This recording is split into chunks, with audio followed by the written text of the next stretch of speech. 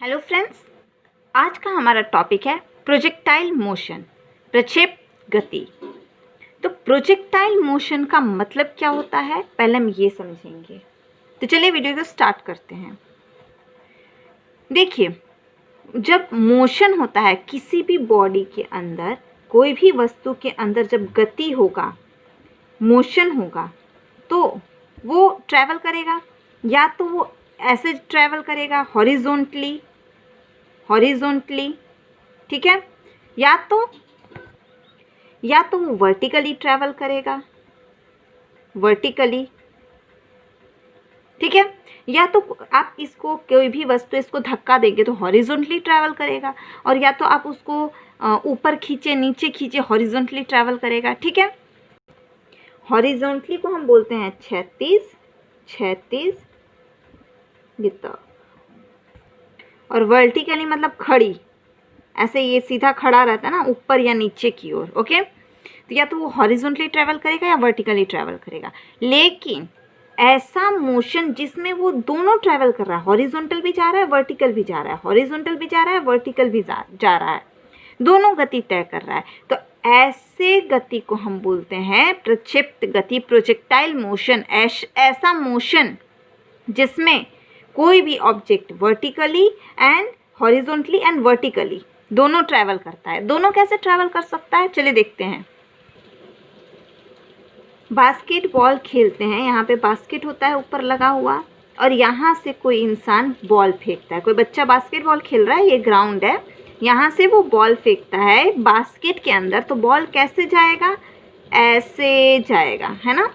देखिए, ये बॉल ऐसे गया, मतलब कि ये बॉल कैसे जा रहा है, हॉरिजॉन्टल जा रहा है या वर्टिकल जा रहा है, ऊपर जा रहा है या ऐसे जा रहा है, तो दोनों जा रहा है। देखिए, ये बॉल धीरे धीरे ऊपर की ओर भी बढ़ रहा है, और धीरे धीरे ये हॉरिजॉन्टल के डायरेक्शन में भी बढ़ रहा है। देखिए आप यहाँ पे, ये धीरे धीरे ऊपर जा रहा है, देखिए ऊपर भी जा रहा है, ये पॉइंट ऊपर जा रहा है ना, और धीरे धीरे ये आगे की ओर भी बढ़ रहा है, इस साइड भी बढ़ रहा है।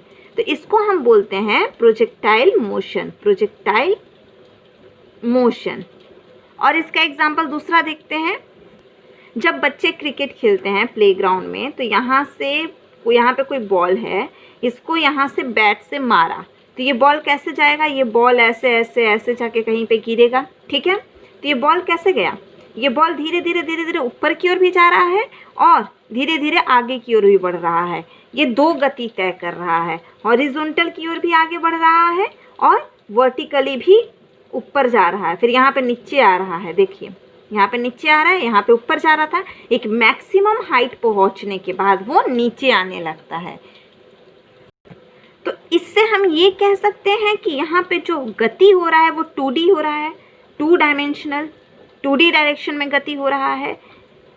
ये y एक्सिस और ये x एक्सिस, x एक्सिस की तरफ भी गति कर रहा है और y एक्सिस की तरफ भी गति कर रहा है, इस साइड की ओर भी बढ़ रहा है, ऐसे हो रहा है ना, x एक्सिस की तरफ भी बढ़ रहा है वो, और y एक्सिस की तरफ भी बढ़ रहा है। लेकिन ये तीसरा होता है ना, z एक्सिस, तीसरा कोई डायरेक्शन नहीं है, ये दो गति में 2D, 2 डायमेंशनल गति है इसका, इधर की ओर और इधर की ओर। इस साइड थर्ड तरफ कोई नहीं बढ़ रहा है, सिर्फ अगर ये ऐसे ऊपर जाते जाते इधर उधर भी हिलता ना, तो कहते कि z एक्सिस भी है, 3D है ये मोशन। लेकिन ये मोशन कैसा है, 2D मोशन है, 2 डायरेक्शन में ये गति कर रहा है। क्यों 2 डायरेक्शन में गति कर रहा है, क्योंकि इसके अंदर ग्रेविटी है। ग्रेविटी की वजह से, अगर ग्रेविटी इस पे एक्ट नहीं करता ना, तो इसको हम ऐसे जोर से ऐसे ऊपर की ओर फेंकते ना बॉल को, तो ये ऐसे स्ट्रेट जाता ऊपर, नीचे की ओर आने की कोशिश नहीं करता। लेकिन ये ऊपर जाते जाते ना नीचे की ओर भी आने की कोशिश कर रहा है, आप ये देखिए। क्यों, क्योंकि यहाँ पे ग्रेविटी इस पे एक्ट कर रहा है, ग्रेविटी एक्ट कर रहा है इस पे, इसकी वजह से ये ऊपर जाते जाते नीचे भी आ रहा है ना, नहीं तो ये स्ट्रेट लाइन में जाता। तो इसको हम कह सकते हैं कि ग्रेविटी अगर नहीं होता तो वो स्ट्रेट लाइन में जाता, और ग्रेविटी होने की वजह से उसका पाथ कर्व हो जाता है, हो जाता है ना, धीरे धीरे ऐसे मुड़ जाता है, कर्व हो जाता है। तो इसका हमने ये बास्केटबॉल वाला एग्जाम्पल देखा, क्रिकेट खेलते हैं तो ऐसे छक्का मारते हैं, ऐसे की ओर जाता है। एक और एग्जाम्पल देखते हैं, दिवाली में हम फ्लावर पॉट जलाते हैं ना, तो वो कैसा होता है, ऐसा होता है ना, यहाँ पे हम आग लगाते हैं, यहाँ पे ये ऊपर में हम आग लगाते हैं तो ये ऐसे इस तरीके से ये पूरा ऐसे होता है। देखिए इसका भी पाथ कर्व है ना, ये ऐसे ऐसे पूरा जाता है। फुलझड़ी बोलते हैं जिसको, फ्लावर पॉट बोलते हैं इंग्लिश में। ये पूरा ऐसे जाता है, इसका भी पाथ कर्व है। और इसी के जैसा एक झरना होता है, शॉर होता है, जो गार्डन में लगा रहता है। ऐसे होता है पूरा गार्डन के बीच में, आपने देखा होगा कि ये पूरा तालाब जैसा छोटा सा पॉन्ड जैसा बना देते हैं और यहाँ से पूरा पानी ऐसे ऐसे गिरता है ना। और ये पूरा नीचे पानी भरा हुआ है यहाँ पे, और यहाँ पे कुछ लाइटनिंग्स होते रहते हैं, अलग अलग कलर के लाइट लगे होते हैं। तो ये क्या होता है, ये इसका डायरेक्शन भी देखिए आप, ये ऊपर से नीचे ऐसे कर्व की ओर है, ऊपर भी जा रहा है, ये हॉरिजॉन्टल और वर्टिकल दोनों डायरेक्शन को ट्रैवल कर रहा है। तो हम ऐसा कह सकते हैं कि प्रोजेक्टाइल मोशन वह गति है जहाँ कोई भी ऑब्जेक्ट एक ही समय में दो दूरी तय करता है। कितनी दूरी तय करता है? दो दूरी तय करता है, हॉरिजॉन्टल एंड वर्टिकल, क्षैतिज और उदग्र। ठीक है, तो चलिए अब हम इसका जो ये डायरेक्शन था ना, ये कि ये कर्व लाइन में नीचे से ऊपर जाता है फिर वापस ऊपर से नीचे आता है, इस तरीके का होता है हमारा प्रोजेक्टाइल मोशन। ऐसा ही होता है ना हमारा प्रोजेक्टाइल मोशन, पहले ऊपर की ओर ट्रैवल करेगा, ऊपर ये दोनों डायरेक्शन में ट्रैवल करते हुए ऊपर जाएगा और मैक्सिमम हाइट पहुंचने के बाद वो नीचे आना शुरू करेगा। तो अब हम इस कर्व को डिटेल से पढ़ेंगे। चलिए हम यहाँ पे तीन चीज़ों को फेंकने वाले हैं। जैसे कि हमारे पास तीन बॉल है, एक ब्लू कलर का बॉल है, तीन बॉल को हम यहाँ पे फेंकेंगे। एक रेड कलर का बॉल है हमारे पास और एक ग्रीन कलर का बॉल ले लेते हैं। ठीक है, तीन बॉल है हमारे पास, तीनों को हम यहाँ से स्टार्ट करेंगे फेंकना और तीनों को फेंकेंगे, देखते हैं कैसा कर्व बनता है। ठीक है, चलिए हम स्टार्ट करते हैं ब्लू कलर के बॉल से। ये हमारा फर्स्ट बॉल है, इसको हम एक स्पीड से फेंकेंगे, नॉर्मल धीरे से फेंक दिया हमने, धीरे से फेंक दिया, ये ऐसे गया, सबको यहीं से फेंकना है, हमारा हाथ यहाँ पे है, ऐसे गया और यहाँ पे जाके गिर गया। ठीक है, यहाँ से हमने फेंका, ये गया और यहाँ जाके गिर गया, ब्लू वाला बॉल। ओके, अब आते हैं रेड वाले बॉल पे। तो रेड वाले बॉल को देखो, इसको धीरे फेंकना है, फिर इसको उससे तेज फेंकना है, फिर इसको और तेज फेंकना है। ठीक है, तीनों को हम तीन स्पीड से फेंकेंगे, तीनों पे अलग अलग फोर्स लगाएंगे। इसको हमने धीरे फेंका, रेड वाले बॉल को उससे जोर से फेंकना है। तो क्या होगा, जोर से हमने फेंका तो ये और थोड़ा ऊपर जाएगा और थोड़ा दूर जाके गिरेगा, होगा ना। अगर हम जोर से फेंकेंगे तो दूर जाके गिरेगा। अब ग्रीन वाले बॉल को हम उससे भी ज़्यादा जोर से फेंकेंगे, जितना ताकत लगा के हमने इसको फेंका ना रेड वाले को, उससे भी ज़्यादा ताकत लगा के ग्रीन वाले बॉल को फेंकेंगे। तो देखिए वो और ऊपर जाएगा और दूर तक जाके गिरेगा, ऐसा होगा। ठीक है, ये ऐसा होगा ना ग्रीन वाला।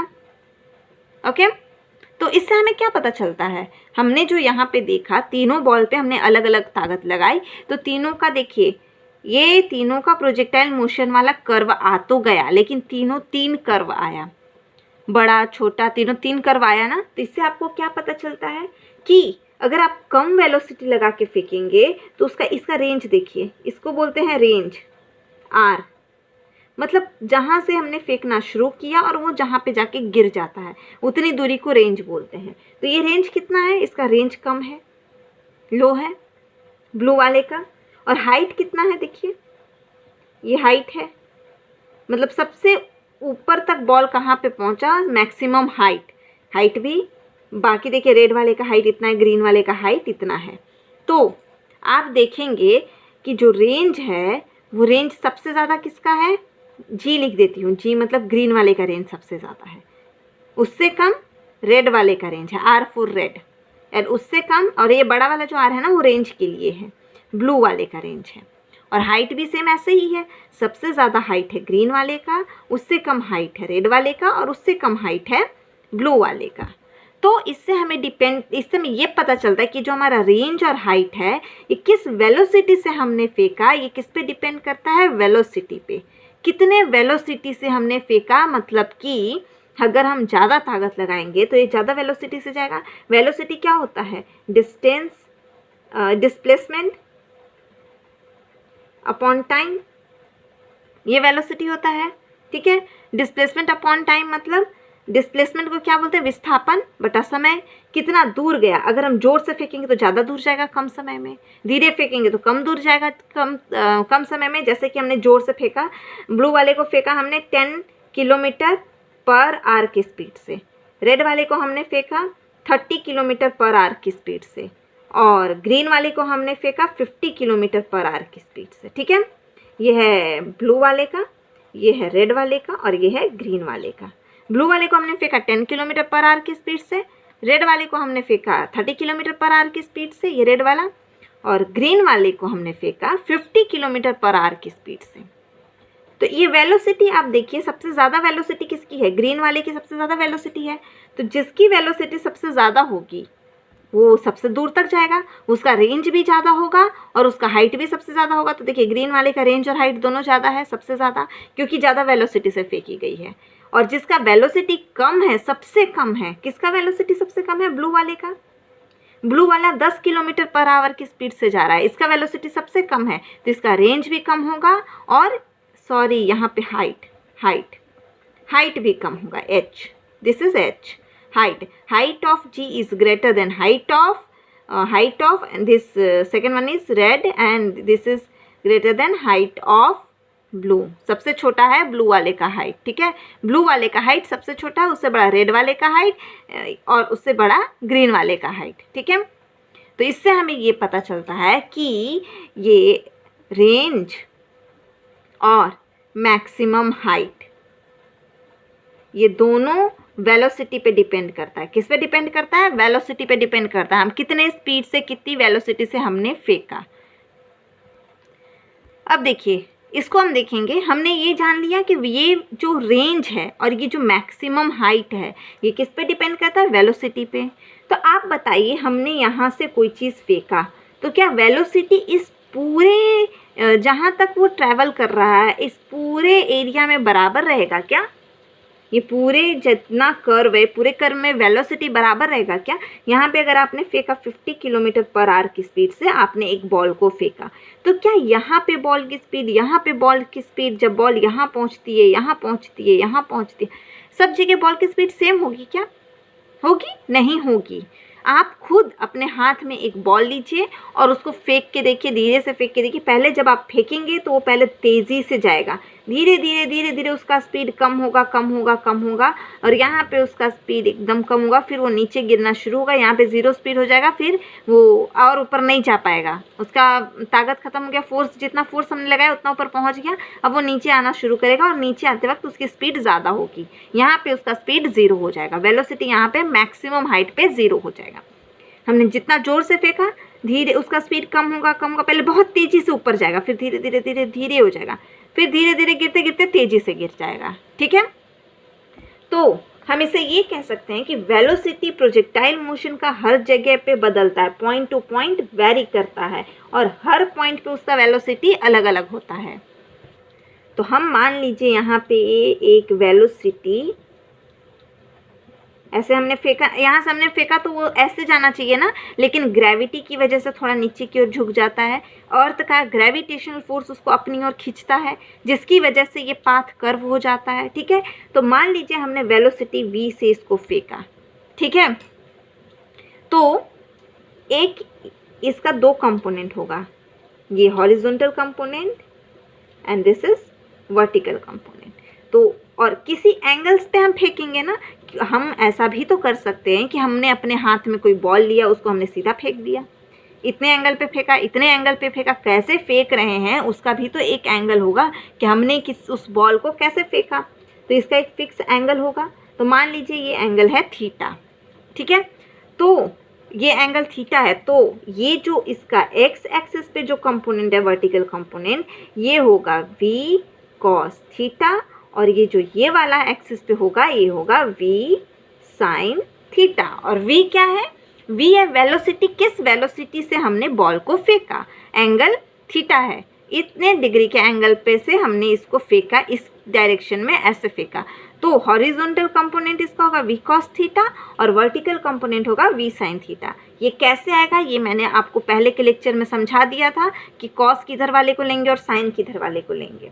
ठीक है, तो यहाँ से हमें क्या पता चलता है? अगर बॉल यहाँ पे पहुँच जाता है तो भी वर्टिकल कंपोनेंट, ये है हॉरिजॉन्टल कंपोनेंट और ये है वर्टिकल कंपोनेंट, ठीक है। तो यहाँ पे कैसे जाएगा वो, यहाँ पे था तो ऐसे जाएगा ना, ये ऐसे, ठीक है। यहाँ पे होगा तो वो नीचे की ओर ऐसे जाएगा। तो इसका वर्टिकल कंपोनेंट कैसा बनेगा और हॉरिजॉन्टल कंपोनेंट ऐसा, ठीक है। तो ये जो वर्टिकल हॉरिजॉन्टल कंपोनेंट होता है, ये हॉरिजॉन्टल कंपोनेंट हुआ। हॉरिजॉन्टल कंपोनेंट जो होता है ना, ये देखिए ये हॉरिजॉन्टल हॉरिजॉन्टल हॉरिजॉन्टल, हर जगह पे जहाँ जहाँ पे हॉरिजॉन्टल कंपोनेंट आएगा, किसी भी पॉइंट से ले लीजिए, horizontal component, this is horizontal component, this is horizontal component, यहाँ पे ये हॉरिजॉन्टल कंपोनेंट आएगा। तो हॉरिजॉन्टल कंपोनेंट कहीं पे भी पूरे फ्लाइट में कहीं पे भी चेंज नहीं होता है। Horizontal component remains same. Horizontal component, this is very important point. This is very important. Horizontal component remains same. या same लिख सकते हैं या लिख सकते हैं unchanged. Change नहीं होता, ठीक है, unchanged throughout the flight. Throughout the flight, पूरे फ्लाइट के दौरान, ये पूरे फ्लाइट में हॉरिजॉन्टल कंपोनेंट चेंज नहीं होता, लेकिन वर्टिकल कंपोनेंट चेंज होता है। तो लिखेंगे vertical component continuously changes due to force of gravity. ये जो वर्टिकल कंपोनेंट है, वर्टिकल कंपोनेंट ये चेंज हो रहा है ना। आप देखिए पहले ये ऊपर जाने की कोशिश कर रहा है, धीरे से ऊपर पहले तेजी से ऊपर जा रहा है, फिर धीरे धीरे धीरे धीरे, अब नहीं ऊपर जाएगा, अब नीचे आने की कोशिश कर रहा है। क्यों? और जब नीचे आने लगा तो तेजी से नीचे आने लगा, उसकी स्पीड बढ़ गई। क्यों? क्योंकि एक फोर्स है जो उसको नीचे की ओर खींच रहा है, एक फोर्स है जो उसको नीचे की ओर खींच रहा है। वो कौन सा फोर्स है? जी, ग्रेविटेशनल फोर्स। ग्रेविटेशनल फोर्स है, अर्थ का जो ग्रेविटेशनल फोर्स होता है, गुरुत्वाकर्षण बल होता है, वो उसको नीचे की ओर खींचने की कोशिश कर रहा है। तो देखिए पहले उसका जो वर्टिकल कंपोनेंट था ना, ऊपर जो जा रहा है वो बहुत तेजी से ऊपर जा रहा है, हमने 50 के स्पीड से फेंका, बहुत तेजी से ऊपर जा रहा है। ये लंबा लाइन है ना, लंबा मैग्नीट्यूड, धीरे धीरे पहुँचते पहुँचते उसका स्पीड कम होगा। अब वो ज़्यादा ऊपर नहीं जाना चाहेगा, उसका स्पीड कम हो गया, वो थोड़ा ऊपर जाना चाहेगा। इतना ऊपर जाना चाहा, धीरे धीरे धीरे धीरे वो कम ऊपर जाना चाहेगा, यहाँ पे आके वो इतना ही ऊपर जाना चाहेगा। फिर यहाँ आते आते उसका अब वो ऊपर नहीं जाना चाहता, अब वो नीचे आने की कोशिश कर रहा है, अब वो और ज़्यादा तेज़ी से नीचे आने की कोशिश कर रहा है, वो और तेज़ी से नीचे आने की कोशिश कर रहा है। जैसे जैसे वो नीचे आएगा ना, और तेज़ी से नीचे आने की कोशिश करेगा। अब इसका मैग्नीट्यूड देखिए, ये जितना लंबा है, ये वाला उससे ज़्यादा लंबा है और ये वाला उससे भी ज़्यादा लंबा है। इसका मतलब इस पॉइंट पे वो नीचे आने की कोशिश यहाँ पे शुरू हुई, नीचे आना शुरू हुआ, यहाँ पे आते आते आते आते और तेज़ी से वो नीचे आने लग गया। ये मैग्नीट्यूड ज़्यादा हो गया और तेज़ी से वो बॉल नीचे आने लग गया। यहाँ आते आते उसकी स्पीड और ज़्यादा बढ़ गई, क्योंकि उसको वो यहाँ से तो नीचे आना शुरू किया, ग्रेविटेशनल फोर्स उसको अपनी ओर खींच रहा है। जब वो ऊपर जा रहा था तो ग्रेविटेशनल फोर्स उसको अपनी तरफ खींच रहा था, जिसकी वजह से ये वर्टिकल कंपोनेंट छोटा होते चला गया। पहले ज़्यादा था, फिर कम होते चला गया और फिर नीचे की ओर होने लग गया। तो आप देखिए वर्टिकल कंपोनेंट कंटिन्यूअसली चेंज हो रहा है, कंटिन्यूअसली बदल रहा है, लेकिन हॉरिजॉन्टल कंपोनेंट नहीं बदल रहा है। वो इधर जिस स्पीड से इस साइड की ओर जा रहा था ना, वो हमेशा इसी साइड उतना ही स्पीड से जाता है। जब वर्टिकल कंपोनेंट उसको पूरा का पूरा ज़मीन पे गिरा देता है तो रुक जाता है वो, है ना। तो horizontal component remain same but vertical component changes. Vertical component जो है चेंज होता जाएगा, लेकिन हॉरिजॉन्टल कंपोनेंट सेम रहेगा। तो ये था हमारा पूरा कंसेप्ट कि प्रोजेक्टाइल मोशन में कैसे कोई चीज़ ट्रैवल करता है, उसका पूरा कंसेप्ट हमने समझ लिया। अब इसका जो डेफिनेशन है कि यहाँ से जो जाता है उसको क्या बोलते हैं, इसको रेंज बोलते हैं, रेंज का डेफिनेशन क्या है, मैक्सिमम हाइट क्या होता है, ये सारा डेफिनेशन हम नेक्स्ट लेक्चर में देखेंगे। नेक्स्ट लेक्चर में हम पूरा इस कर्व को स्टडी करेंगे डिटेल से। धन्यवाद।